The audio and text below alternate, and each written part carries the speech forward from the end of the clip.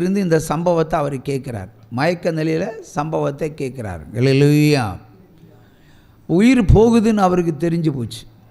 அவருக்கே தெரியுது. நான் டாக்டரெல்லாம் கைவிட்டாச்சு. ஆனாலும் அவர் என்ன அந்த நிலையில் அந்த ஆத்துமா என்ன சொல்லுதுன்னா, ஆண்டவரே, நான் செத்து போகிற சூழ்நிலை எனக்கு தெரிகிறது.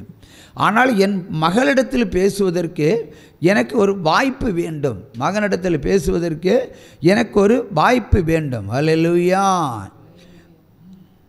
பின்னாடி இருந்து ஒன்றும் செய்யாதீங்க. அவன் என்ன பண்ணாலும் பண்ணட்டும்.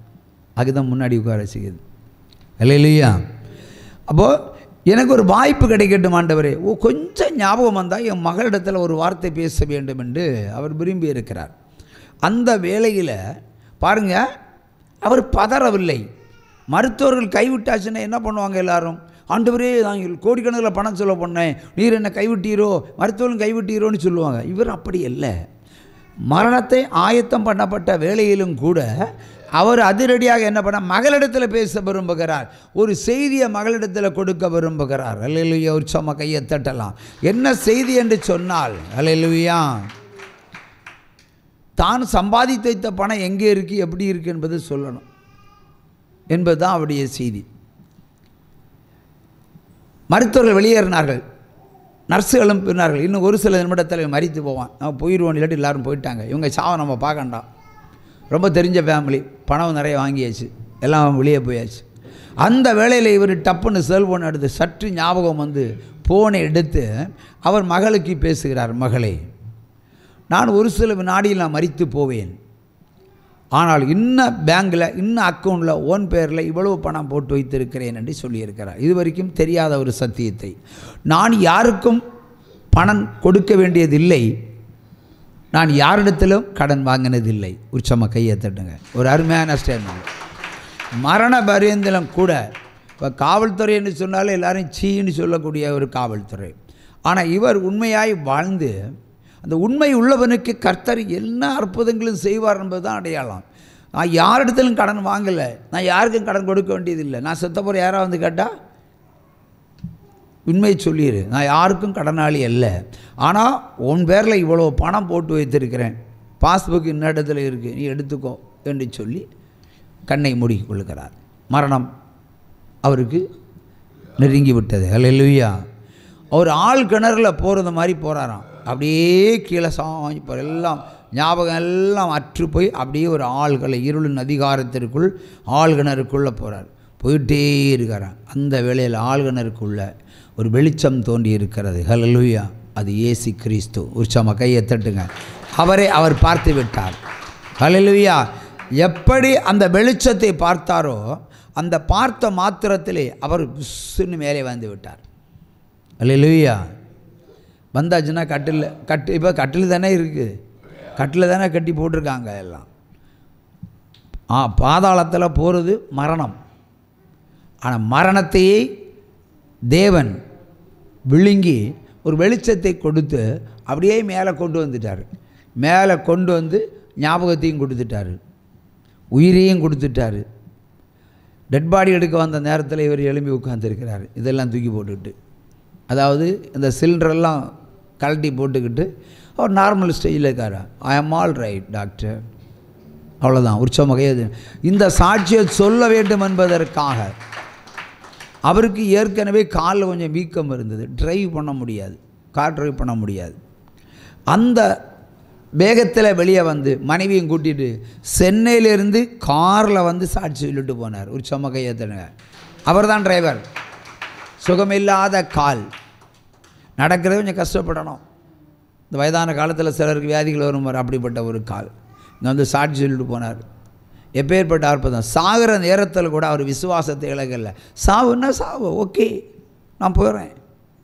அங்கே கூட ஏன் என்ற கேள்வி ஆண்டவர்கிட்ட கேட்கல. ஏன் ஆண்டவரை தீர்க்காயுசு எனக்கு தரணும்னு கேட்கல.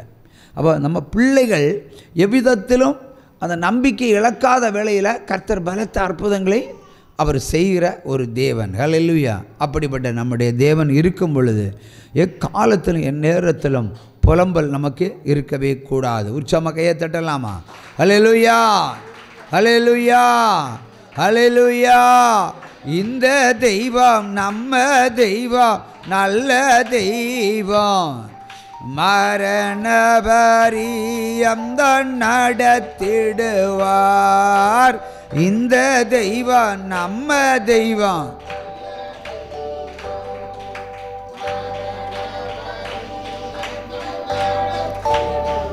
எத்தனையோ இடர் சூழ்ந்தாலும்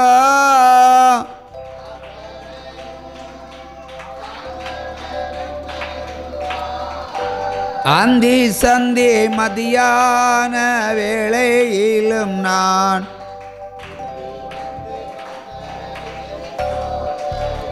அல்லேலூயா. சகரியா 12:12 வாசிப்போம்.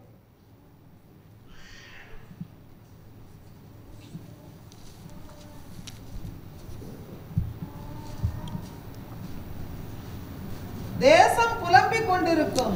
தேசம் புலம்பிக் கொண்டிருக்கும். ஒவ்வொரு வம்சமும் தனித்தனியாக புலம்பும். ஒவ்வொரு வம்சமும் தனித்தனியாய் புலம்பும். தாவீது குடும்பத்தார் தனியேயும். தாவீது குடும்பத்தார் தனியேயும். அவர்கள் ஸ்திரீகள் தனியேயும். அவர்கள் ஸ்திரீகள் தனியேயும்.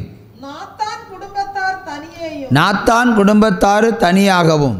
அவர்கள் ஸ்திரீகள் தனியேயும். அவருடைய ஸ்திரீகளும் தனியாகவும். லேவி குடும்பத்தார் தனியேயும். லேவியர் குடும்பத்தாரும் தனியாகவும். அவர்கள் ஸ்திரீகள் தனியேயும். அவர்கள் ஸ்திரீகள் தனியாகவும். சிமேயி குடும்பத்தார் தனியேயும். அவர்கள் ஸ்திரீகள் தனியேயும்.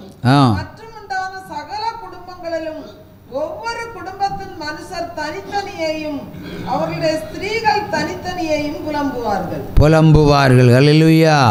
ஒரு புலம்பலை ஆண்டவர் இங்கே சொல்லுகிறார். தேசத்தில் நடக்க போகிற காரியத்தை சொல்லுகிறார் இன்றைக்கு. அல்லேலூயா. இப்போ தேசம் புலம்பும். அப்போ தேசம் புலம்ப வேண்டுமானால் மிகப்பெரிய அழிவுகள் உண்டாக வேண்டும். அல்லேலூயா. தனித்தனியாய் இங்கே தாவீது புலம்புவான் தனியாக.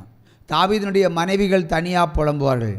நாத்தான் அவனுடைய தாவீதினுடைய தீர்க்கதரிசி அவன் தனியாக புலம்புவான். அவனுடைய வம்சம் தனியாக புலம்பும். அல்லேலூயா. இப்படி ஒவ்வொரு குடும்பமும் தனித்தனியாக புலம்பும் ஒரு காலம் வருகிறது. அதாவது தேவன் தேசத்தை கைவிட போகிறார். உற்சாகமாக கையை தட்டுங்க. கை கொடுக்க மாட்டார், கை விடுகிறார். அல்லேலூயா. இதுவரைக்கும் கையை பிடிச்சிட்டு இருந்தார் உங்களையெல்லாம், இனி விட போகிறார். தேசத்தில் 3/2 பங்கு அழிஞ்சாதான் அவர் வர முடியும். அதுக்கு முன்னே வரவே மாட்டார். எந்த சந்தேகமும் வேண்டாம். 3/2 பங்கை தேவன் அழித்து கொண்டே இருக்கிறார். அழித்து போடுவார். அழித்து முடித்தது அவர் வெளிப்படுவார். அல்லேலூயா. அப்பொழுது தேசம் புலம்பி வாடும். சாப்பாடு இல்லைன்னு புலம்போம், தண்ணி இல்லைன்னு புலம்போம், பால் இல்லைன்னு புலம்போம், அதிகாரம் நம்மை ஆளவில்லை என்று புலம்போம், கொள்ளைவியாதிக்கு மருந்தில்லை என்று புலம்பும், மருத்துவம் இல்லை என்று புலம்பும், சுவாசிப்பதற்கு காற்று இல்லை என்று புலம்பும். கொள்ளைவியாதியால் அகப்பட்டு மரணங்கள் தேசத்தில் உண்டாகி தேசமெங்கும் கற்களைப் போல பிணங்கள் சருகை போல கிடக்கும். அதை நாய்களும் கழுகுகளும் தின்று போடும். இது நடக்கிற காரியம். எழுதி வச்சுக்கிடுங்க. ஜேபிஆர் என்ற ஜே மோசே இன்றைக்கு சொன்னது ஒரு படி கூட்டாமல் குறைக்காமல் நடத்தி காண்பிக்கிற தேவன். உச்சமகையை தட்டலாம்.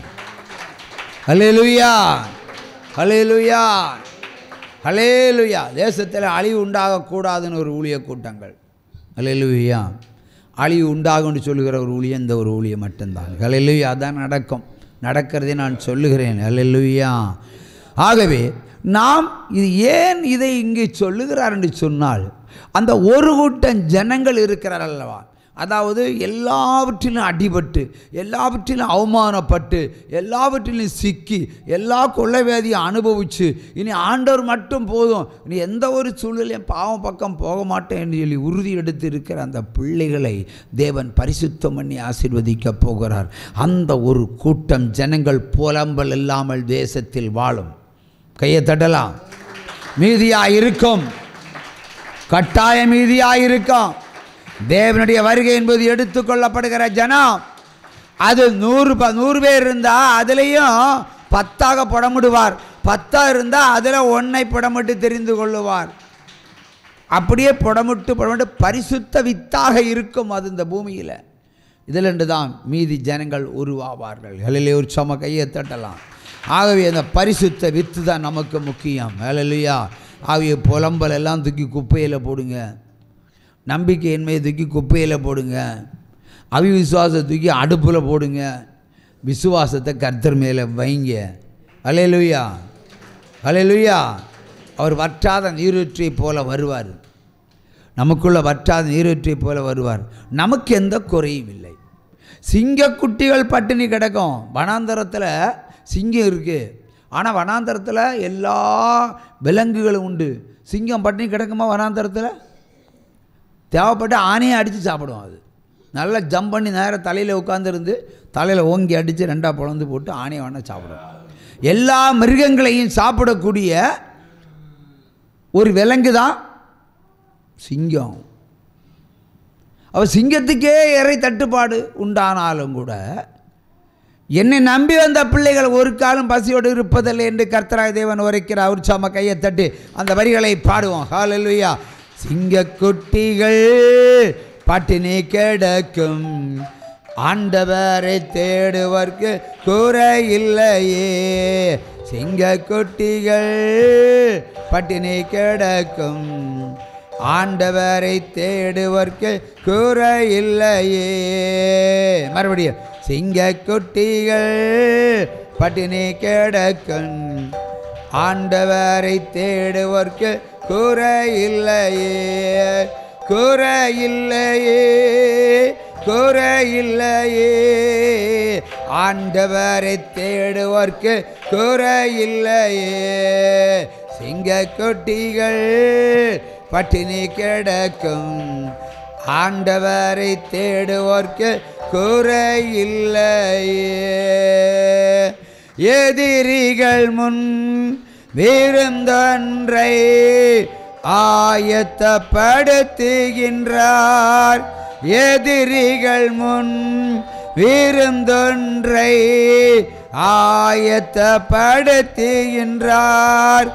என் தலையை எண்ணெயினால் அபிஷேகம் செய்கின்றார். என் தலையை எண்ணெயினால் அபிஷேகம் செய்கின்றார். சிங்கக்குட்டிகள்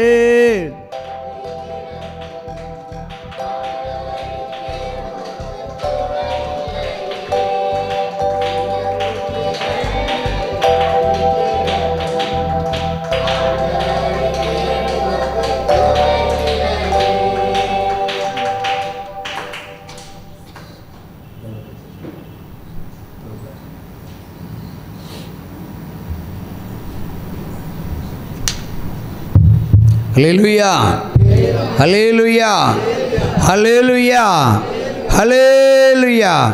அடுத்தபடியாக வாசிக்கப்பட்ட வேத புஸ்தகத்திலிருந்து உங்களுக்கு பிரியமான ஏதாவது ஒரு வேத வசனம்.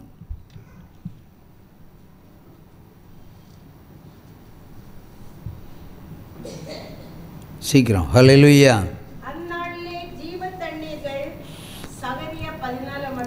சகரியா 14ஆம் அதிகாரம் 8-9 வசனங்கள். சகரியா 14ஆம் அதிகாரம் 8-9 வசனங்கள். அந்நாளிலே ஜீவ தண்ணீர்கள் எருசலேமிலிருந்து புறப்பட்டு பாதி கிழக்கு சமுத்திரத்திற்கும் பாதி மேற்கு சமுத்திரத்திற்கும் போய் மாரி காலத்திற்கும் கோடை காலத்திற்கும் இருக்கும். அப்பொழுது கர்த்தர் பூமியின் மீதெங்கும் ராஜாவாக இருப்பார். அந்நாளில் ஒரே கர்த்தர் இருப்பார், அவருடைய நாமமும் ஒன்றாய் இருக்கும். ஹல்லேலூயா. உற்சாகமாக கையை தட்டலாம். ஹல்லேலூயா. ஆண்டவர் என்ன சொல்லுகிறார்? ஜீவ தண்ணீரை குறித்து பேசுகிறார். அப்படியானால் நான் ஏற்கனவே சொல்லியிருக்கிறேன், பல மேடைகளிலே சொல்லியிருக்கிறேன், வருங்காலங்களில் தண்ணீர் பஞ்சம் உண்டாகும். ஜலப்பிரளயம் வந்து தேசத்தை அழிக்கும், அது நிஜம். அடுத்தபடியாக தண்ணீர் பஞ்சம் உண்டாகும். தண்ணியெல்லாம் குடிக்க முடியாது. நான் ஒரு மேடையில் பக்காவாக சொல்லியிருக்கிறேன், அவன் யூரின் அந்த யூரினையே தண்ணீராய் பயன்படுத்தும் காலம் வருகிறது, அவ்வளவு தாகம் உங்களுக்கு உண்டாயிருக்க கடவுது என்று சொல்லியிருக்கிறார். ஒரு சம கையை தட்டுங்க.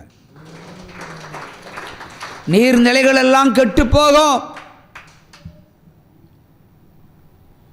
ஒரு கப்பு தண்ணி, சுத்தமான தண்ணியை நீங்கள் பார்க்க முடியாது.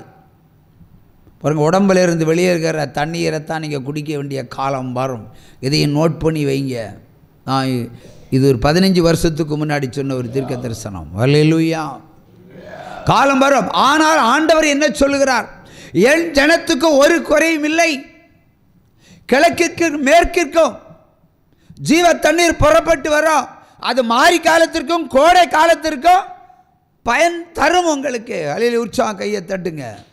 ஆனால் வடக்குக்கும் தெற்குக்கும் இல்லை, கிழக்குக்கும் மேற்கும் தான் சொல்லியிருக்கிறார்.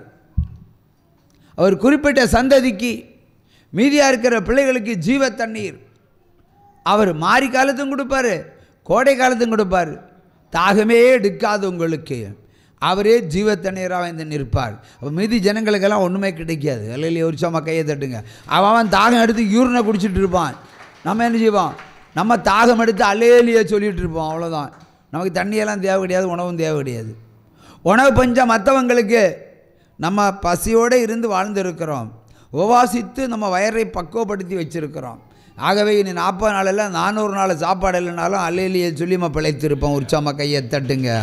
கூப்பிடு நீ பதில் கொடுப்பார், குறைகள் எல்லாம் நிறைவாக்குவார்.